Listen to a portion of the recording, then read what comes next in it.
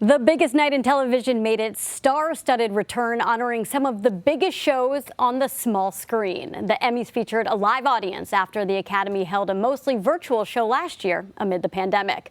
All attendees were asked to show proof of vaccination against COVID-19. And joining us to talk about the Emmys are the co-hosts of Entertainment Tonight, Kevin Frazier and Nischelle Turner. Good morning. Thanks for joining us bright and early. We know that streaming dominated the 73rd Emmy Awards. Can you talk about some of the notable winners from the night? Yeah.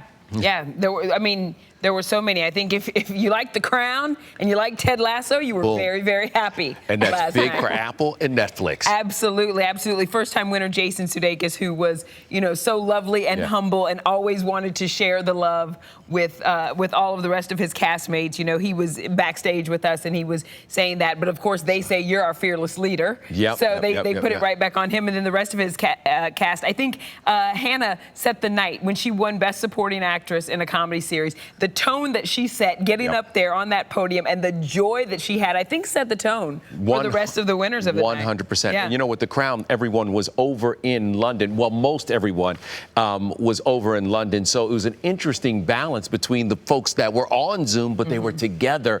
And poor Josh O'Connor, who was the only one here by himself and forgot his UK telephone. I don't think he thought it was poor Josh O'Connor, because he won. He won, but he forgot his UK telephone. So he just had his US telephone, so he couldn't communicate with anybody. But it was a big night for those two shows specifically. It was, and we saw some history-making moments as well. RuPaul winning the Emmy. Also, he became the most recognized person of color in history with 11 wins now at the Emmys. And we also saw Michaela Cole get a win for writing in a limited series, and she became the first Black woman to ever win that award. And so, we did see some history on the other side of it. I mean, we did see a lack of diversity in the winners last night, and that is, being translated into a hashtag this morning of Emmy So White.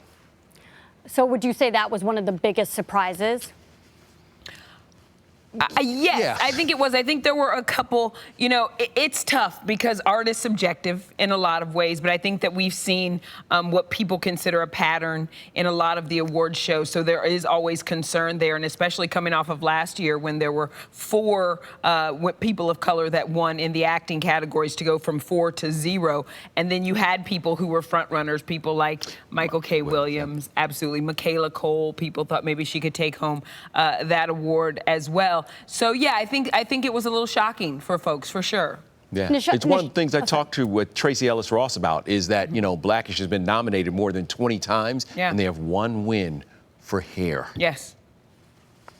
Nischelle, you have mentioned Michaela Cole several times. She made headlines for a very moving speech after becoming the first Black woman to win for limited series writing. Can you tell us a little bit about that speech and some of the big takeaways from it? Well, yeah, I mean, we see her bare her heart and soul in everything that she does on screen. And I think that's why we're all so touched by her talent. And when she got up, on the stage last night, she said, "I'm a writer, and I wrote something for all the writers." And then she, went into this lovely speech and wonderful speech about encouraging writers to bare their soul, even when it's tough to do, and even when you have to go to tough places. And she ended, of course, giving a nod to sexual assault survivors out there, and saying that she sees them and she's with them. So it was really a special moment for her. And I'm so glad that the industry is starting to really understand who she is and what she's giving us, because I think that she's a once in a generation type of talent. She executive produces that show. She writes that show. She stars in that show. She does everything. And the show, I May Destroy You, is brilliant.